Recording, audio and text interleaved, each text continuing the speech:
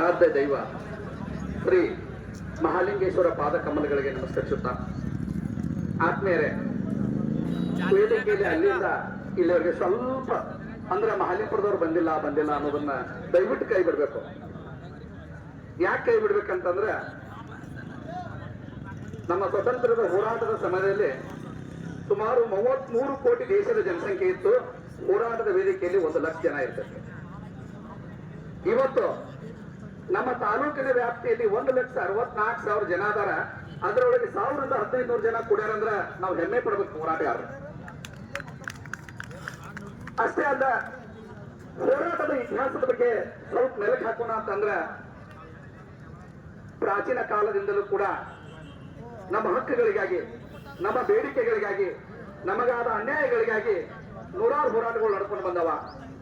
ರಾಜ ಮಹಾರಾಜರ ಕಾಲದಾಗ ತಮ್ಮ ಗಡಿಗಳ ಭದ್ರತೆಗಾಗಿ, ಆ ಗಡಿ ಮೇಲೆ ಬೇರೆಯವರು ಆಕ್ರಮಣ ಮಾಡಿದಾಗ ಹೋರಾಟ ನಡೀತಿತ್ತು. ಹೋರಾಟ ನಡೆದು ಇಡೀ ಜನ ಎಲ್ಲ ಒಗ್ಗಟ್ಟಾಗಿ ತಮ್ಮ ರಾಜ್ಯವನ್ನ, ತಮ್ಮ ಸಮಾಜವನ್ನ ಸಂರಕ್ಷಣೆ ಮಾಡ್ಕೊಳ್ಳುವಂತ ಕಾಲವನ್ನು ನೋಡಿದ್ವಿ. 12ನೇ ಶತಮಾನಕ್ಕೆ ಬಂದಾಗ ಗುಲಾಮ, ಖಿಲ್ಜಿ, ತುಘಲಕ್, ಲೋಧಿ ಆಮೇಲೆ ಮೊಘಲ ಸಂತತಿಗಳು ಕೂಡ ನಮ್ಮ ದೇಶವನ್ನ ಆಳುವ ಕಾಲಕ್ಕ ಸಾಕಷ್ಟು ಹೋರಾಟಗಳು ನಡೆದವು. ನಮ್ಮಲ್ಲಿರುವಂತ ಒಡಕನ್ನು ಉಪಯೋಗ ಮಾಡಿಕೊಂಡು ಅಂದು ಬ್ರಿಟಿಷರು ಬಂದು ಭಾರತವನ್ನ ಸೇರಿದ್ರು. ಭಾರತದಲ್ಲಿ ಎಂಟ್ರಿಯಾಗಿ ನಮ್ಮವರನ್ನ ಜಾತಿ ಧರ್ಮದ ಆಧಾರದಲ್ಲಿ ಹೊಡೆದು ಆಳ್ವಿಕೆಯನ್ನ ಆರಂಭ ಮಾಡಿದ್ರು.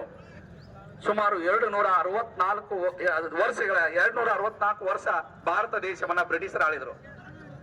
ಆತ್ಮೇರೆ, ಅಂದು ಶಾಂತಿಗಾಗಿ ಶ್ರೀಯುತ ಮಹಾತ್ಮ ಗಾಂಧೀಜಿಯವರು ಇಡೀ ಜಗತ್ತಿಗೆ ಮಹಾತ್ಮನಾಗಿ ಪರಿವರ್ತನೆ ಆಗ್ಲಿಕ್ಕೆ ಕಾರಣ ಏನಂದ್ರ, ಅವರು ಮಾಡ್ಕೊಂಡಂತ ಶಾಂತಿಯ ಹೋರಾಟ.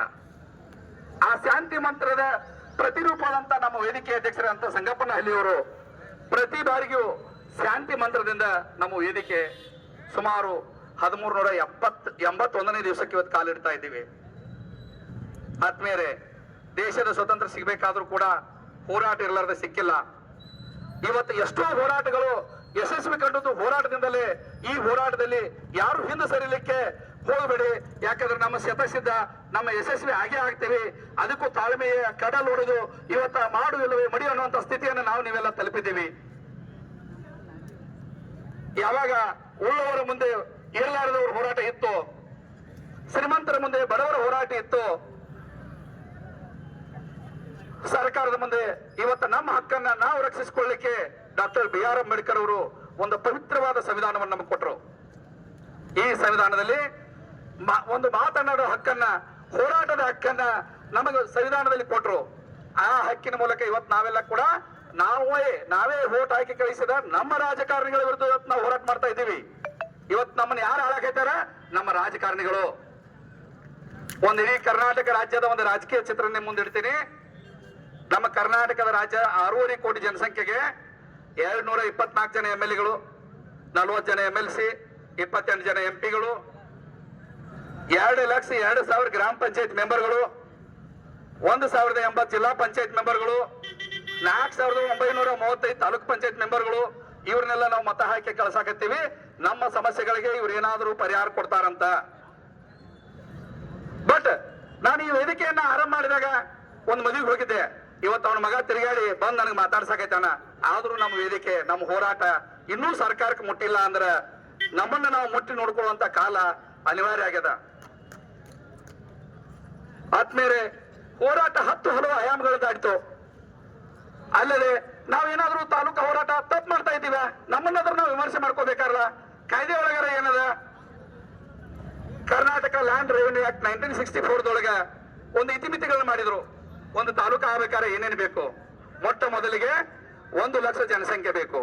ನಾವು 1 ಲಕ್ಷಕ್ಕಿಂತ ಹೆಚ್ಚದೇವಲ್ರಿ? 1,64,000 ಜನಸಂಖ್ಯೆನ ಹೊಂದಿವಿ.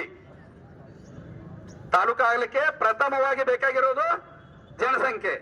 ಎರಡನೇದು ವ್ಯವಸ್ಥೆ. ಇಲ್ಲಿ ಏನಾದರೂ ಸರ್ಕಾರಿ ಕಟ್ಟಡ ಮಾಡ್ಲಿಕ್ಕೆ ಜಾಗದ ವ್ಯವಸ್ಥೆ ಇದೆಯಾ? ಅದು ಕೂಡ ನಮ್ಮಲ್ಲಿ ಸಾಕಷ್ಟು ಲಭ್ಯವಿದೆ. ಇಲ್ಲಿ ಜನ ಯಾರ್ದಾದ್ರೂ ವಿರೋಧ ಇದೆಯಾ? ಯಾರ್ದು ಇಲ್ಲ. ಆದ್ರೂ ತಾಲೂಕು ಯಾಕೆ ಆಗ್ತಾ ಇಲ್ಲ?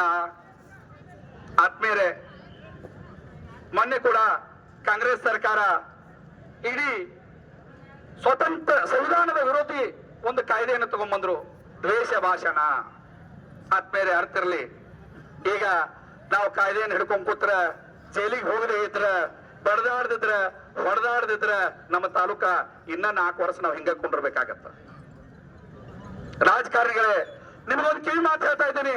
ಇವತ್ತು ಕೊನೆ ಮಾಲಿಂಗ್ಪುರ ಹೋರಾಟದಲ್ಲಿ ಏನಾದ್ರೂ ದೊಡ್ಡ ಘಟನೆ, ದುರ್ಘಟನೆ, ಅನ್ಯಾಯ, ಅಪಘಾತ ಏನಾದ್ರೂ ಜರುಗಿದ್ರೆ ಇದಕ್ಕೆ ನೇರವಾಗಿ ಸನ್ಮಾನ್ಯ ಗೌರವಾನ್ವಿತ ಮುಖ್ಯಮಂತ್ರಿಗಳೇ ಕಾರಣ ಅನ್ನೋದನ್ನ ಮತ್ತೊಮ್ಮೆ ಎಚ್ಚರಿಕೆ ಕೊಡ್ತಾ ಇದ್ದೇನೆ. ಬಂಧುಗಳೇ, ನಮ್ಮ ಕರ್ನಾಟಕ ಲ್ಯಾಂಡ್ ರೆವಿನ್ಯೂ ಆಕ್ಟ್ ನಲ್ಲಿ ಕೊಟ್ಟಂತ ಎಲ್ಲ ಇತಿಮಿತಿಗಳಿಗೆ ಗೊತ್ತಾ? ಯಾಕಂದ್ರೆ ಸ್ಥಳೀಯ ಸಂಸ್ಥೆಗಳ ಅನುಮತಿ ಪಡ್ಕೋಬೇಕು. ನಮಗೆ ಬರುವಂತ 7-8 ಗ್ರಾಮ ಪಂಚಾಯತ್ ಎಲ್ಲರೂ ಕೂಡಿ ಮಹಾಲಿಂಗಪುರ ತಾಲೂಕಿಗೆ ಅನುಮತಿ ಕೂಡ ಕೊಟ್ಟಾರ. ತಾಲೂಕಿನಲ್ಲಿ ನಾವು ಸೇರ್ಪಡೆ ಆಗ್ತೀವಿ ಅಂತ ಒಪ್ಪಿಗೆ ಪತ್ರ ಕೊಟ್ಟಾರ. 10 ಹಲವಾರು ಸಂಘ ಸಂಸ್ಥೆಗಳು ಕೊಟ್ಟಾರ. ಇಷ್ಟೆಲ್ಲ ಅನುಕೂಲಿದ್ರು ಕೂಡ 1000 ದಿನ ದಾಟಿದ್ರು ನಮ್ಮ ವರದಿ ಬನ್ನಟ್ಟಿ ತಹಸೀಲ್ದಾರ್ ಆಫೀಸಿಂದ ಬಾಗಲಕೋಟ್ ಮುಟ್ಟಿರ್ಲಿಲ್ಲ. ಅರ್ಥ ಮಾಡ್ಕೊಳ್ರಿ. ಇವತ್ತು ಶಾಸಕಾಂಗ ಎಷ್ಟು ಜಡತ್ವ ಹೊಂದಿದೆ, ಕಾರ್ಯಾಂಗ ಎಷ್ಟು ಜಡತ್ವ ಹೊಂದಿದೆ.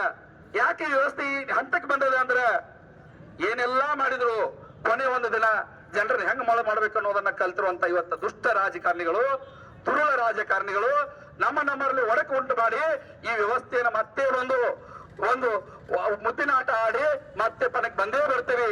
ಇವ್ರು ಎಷ್ಟು ಜನ ಅದಾರ, ಇವ್ರಿಗಿಂತ ಹೆಚ್ಚು ಜನ ನಾನು ಹಿಂದದಾರ ಅನ್ನುವಂತ ಒಂದು ದುರಾಲೋಚನೆಯಲ್ಲಿ ಇವತ್ತು ರಾಜಕಾರಣಿಗಳ ಮುಂದೆ ಹೊಂಟಾರ.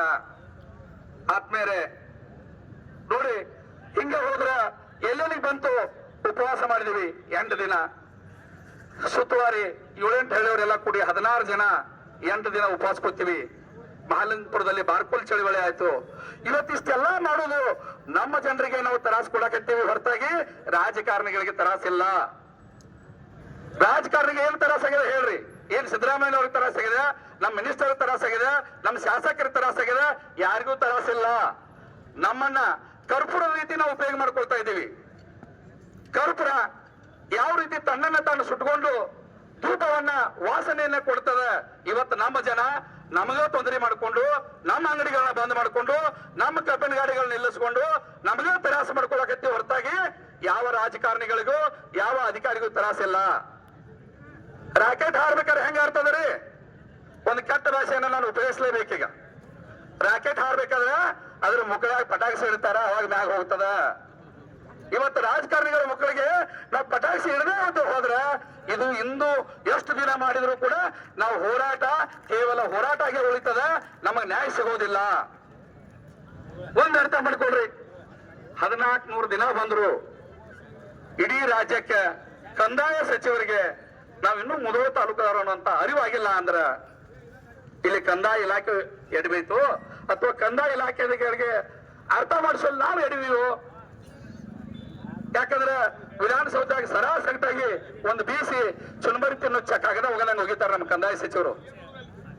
ಯಾಕಂದ್ರ ಉತ್ತರ ಕರ್ನಾಟಕದ ಒಂದು ಬೆಳಗಾವಿ ಸುವರ್ಣಸೌಧದಲ್ಲಿ ಕೂಡ ಮಣ್ಣಕ್ಕೆ ಬಾರಿ ನಿರ್ಣಯ ಹಾಕೈತೆ ಅಂತ ಬಹಳ ಪ್ರಯತ್ನ ಮಾಡಿದ್ವಿ. ನಮ್ ಬ್ಯಾಡ್ಲಕ್ಕು ಆ ದಿವಸ ಅಮನೂರ್ ಶಿವಶಂಕರಪ್ಪನವ್ರು ತೀರ್ಕೊಂಡಿದ್ರು. ಹೋರಾಟವನ್ನ ಉಗ್ರ ಮಾಡಬಾರ್ದಂತ ತಡ್ಕೊಂಡ್ವಿ. ಇಲ್ಲಿವರೆಗೆ ನಾವು ಎಷ್ಟೇ ಸಮಾಧಾನ ಶಾಂತಿ ಇದರಿಂದ ಬಂದಿವಿ. ಇವತ್ತು ಮಾತ್ರ ನಾವು ಒಂದು ನಿರ್ಧಾರಕ್ಕೆ ಬರ್ಬೇಕಾಗ್ಯದ. ಇನ್ನೂ 4 ವರ್ಷ ಹೋರಾಟ ಮಾಡ್ಕೋತ ನಾವು ಹೋಗೋಣ ಅಂದ್ರೆ ಸಂಜೆ 5ಕ್ಕೆ ಬಂದ್ ಮಾಡ್ರಿ, ಮನೆಗೆ ಹೋಗ್ರಿ, ಮಾಡಿ ಟೈಮ್ ಪಾಸ್ ಆಗತ್ತ. ಶಾಶ್ವತವಾಗಿ ತಾಲೂಕು ಘೋಷಣೆ ಆಗುವವರೆಗೂ ಅಥವಾ ಮುಖ್ಯಮಂತ್ರಿಗಳ ಭೇಟಿಗೆ ಒಂದು ಟಿಪಿ ಬರುವವರೆಗೂ ನಾವು ಹೋರಾಟ ಕೊಂಡಿರ್ಲಿಕ್ಕೆ ಎಲ್ಲ ರೆಡಿ ಇದೀರಿ? ಎಲ್ಲ ರೆಡಿ ಇದೀರಿ? ಅರ್ಥ ಮಾಡ್ಕೊಳ್ರಿ. ನಮ್ಮ 2023 ಚುನಾವಣೆ ಪೂರ್ವದಲ್ಲಿ ಮಹಾಲಿಂಗಪುರದಿಂದ ಸುಮಾರು 300 ಜನ ನಿಯೋಗ ಬೆಂಗಳೂರಿಗೆ ಹೋದ್ವಿ. 300 ಜನ ಬೆಂಗಳೂರಿಗೆ ನಿಯೋಗ ಹೋದಾಗ ಅಲ್ಲಿರುವಂತಹ ಸನ್ಮಾನ್ಯ ಸಿದ್ದರಾಮಯ್ಯ ಸಾಹೇಬ್ರಿಗೆ ಭೇಟಿ ಅದೀವಿ. ನೋಡ್ರಿ, ನನ್ನ ಕೈಯಾಗ ಅಧಿಕಾರ ಇಲ್ಲ, ಅಧಿಕಾರ ಬಂದ ಮೇಲೆ ನಾನು ನಿಮ್ ತಾಲೂಕ್ ಮಾಡ್ತೀನಿ ಅಂತ ಹೇಳಿದ್ರು. ಬೊಮ್ಮಾಯಿ ಅವ್ರಿಗೆ ಭೇಟಿ ಅದೀವಿ. 108 ಸಭೆ ಹೇಳಿದ್ರು. ಒಂದು ಸುಳ್ಳು ಆದೇಶನ ಹೊರಡಿಸಿ ಮಹಾಲಿಂಗಪುರ ಜನರ ಮನಸ್ಸಿಗೆ ಮಂಕು ಕಳೆದ್ರು. ನಾನು ಮಹಾಲಿಂಗಪುರ ತಾಲೂಕಕ್ಕೆ ಅನುಮೋದನೆ ನೀಡೀನಿ ಅಂತ ಒಂದು ಸುಳ್ಳು ಪತ್ರವನ್ನು ನಮ್ಮೆಲ್ಲ ಮುಂದೆ ಹಾಜರುಪಡಿಸಿ ಚುನಾವಣೆ ಒಳಗೆ ಪಾಸ್ ಆದ್ರು. ಅದೇ ರೀತಿ ನಮ್ಮ ಬಾಳಿಕಾಯಿ ನಿಂಗಪ್ಪನ ಇದ್ದವರು ಅವರ ಪಕ್ಷದ ಮುಖಂಡರಾದಂತ ಶ್ರೀಯುತ ಕುಮಾರಸ್ವಾಮಿ ಅವ್ರ ಕಡೆ ಕರ್ಕೊಂಡು ಹೋದ್ರು. ಕುಮಾರಸ್ವಾಮಿ ಅವರು ಒಂದೇ ಒಂದು ಮಾತು ಹೇಳಿದ್ರು, ಅದೇನ್ರಿ ತಾಲೂಕ್ ಮಾಡ್ಲಿಕ್ಕೆ ಅದೇನ್ ದೊಡ್ಡ ವಿಷಯ, ನಾ ತೀರ್ದಾಗ ಮಾಡಿ ಬಂದೆ, ಮುಖ್ಯಮಂತ್ರಿ ಆದ್ರೆ ಮರುದಿವಸ ಘೋಷಣೆ ಮಾಡಿದೆ. ನಾನು ಕುಮಾರಸ್ವಾಮಿ ಅವರಿಗೆ ಹೆಮ್ಮೆಯಿಂದ ಹೇಳ್ತೀನಿ, ನಿಜವಾದ ಜನಪರ ಪ್ರಾಮಾಣಿಕ ರೈತಪ ಮುಖ್ಯಮಂತ್ರಿ ಅನಿಸ್ಕೊಳ್ಳಿಕ್ಕೆ ಯೋಗ್ಯವಾದಂತ ವ್ಯಕ್ತಿ ಅಂತ ಹೆಮ್ಮೆಯಿಂದ ಹೇಳ್ತೀನಿ. ಯಾಕಂದ್ರ ದೊಡ್ಡ ಮಾತಿನಂತೆ ನಡೆಯದ ದುಷ್ಟ ದುರ್ಗ ಬಿಯಾರಂ ಅವರಿಗೆ ಈ ವೇದಿಕೆ ಮುಖಾಂತರ ಧಿಕ್ಕಾರ ಹೇಳಿಕ್ಕೆ ಇಚ್ಛೆ ಪಡ್ತೀನಿ. ಆತ್ಮೇರೆ, ಹೋರಾಟದಲ್ಲಿ ಸಾಮೋಪಾಯ ಮುಗಿತು, ಭೇದೋಪಾಯ ಮುಗಿತು, ದಂಡೋಪಾಯದ ಹಂತದಲ್ಲಿ ಬಂದು ನಿಂತೀವಿ. ಮಹಾಲಿಂಗಪುರ ಜನತೆ ಶಾಂತಿ ಪ್ರಿಯರು. ಮಹಾಕವಿ ರನ್ನನ ಹುಟ್ಟಿದಂತ ನಾಡಿದು, ಮಹಾಲಿಂಗೇಶ್ವರ ತಿರುಗಾಡಿದಂತ ಸ್ಥಳ ಇದು. ಇವರ ಒಂದು ಶಾಂತಿ ಪ್ರಿಯತೆಯನ್ನ ಇವತ್ತು ಸರ್ಕಾರಗಳು, ರಾಜಕಾರಣಿಗಳು ದುರುಪಯೋಗ ಮಾಡ್ಕೊಳ್ತಾ ಇದ್ದಾರ. ಈ ವ್ಯವಸ್ಥೆಯನ್ನ ರಾಜಕಾರಣಿಗಳಿಗೆ ಎಚ್ಚರಿಕೊಳ್ಳಿಕ್ಕೆ ಬಯಸ್ತೀನಿ. ಒಂದು ವೇಳೆ ಮಹಾಲಿಂಗಪುರದಲ್ಲಿ ಏನಾದ್ರೂ ಗಲಾಟೆ ಆದ್ರೆ, ತೊಂದರೆ ಆದ್ರೆ, ನಮ್ಮ ಜಿಲ್ಲಾ ಉಸ್ತುವಾರಿ ಸಚಿವರೇ ಅದಕ್ಕೆ ಹೊಣೆಗಾರ ಆಗ್ತಾರ, ನಮ್ಮ ಶಾಸಕರೇ ಹೊಣೆಗಾರ ಆಗ್ತಾರ, ಇವತ್ತು ರಾಜ್ಯದ ಮುಖ್ಯಮಂತ್ರಿಗಳು ಹೊಣೆಗಾರ ಆಗ್ತಾರ ಅಂತ ಹೇಳುತ್ತಾ ನನ್ನೆರಡು ಮಾತುಗಳಿಗೆ ವಿದಾಯ ಹೇಳ್ತೇನೆ. ಜೈ ಹಿಂದ್, ಜೈ ಕರ್ನಾಟಕ. ಇವತ್ತಿನ ತಮ್ಮ ಮನದಾಳದ ಮಾತನ್ನ ಸುಮಾರು 4 ವರ್ಷಗಳಿಂದ ಹೋರಾಟದಲ್ಲಿ ಭಾಗಿಯಾದಂತ ನಮ್ಮ ಹಿರಿಯರ ಮದಮಾಯಿ ಅರ್ಜುನ್ ಹಲಿಗೇವರೇ ಅವರಿಗೆ ಧನ್ಯವಾದಗಳನ್ನು ಅರ್ಪಿಸುತ್ತೇನೆ. ನಮ್ಮ ಬೆಳಗಲಿಯ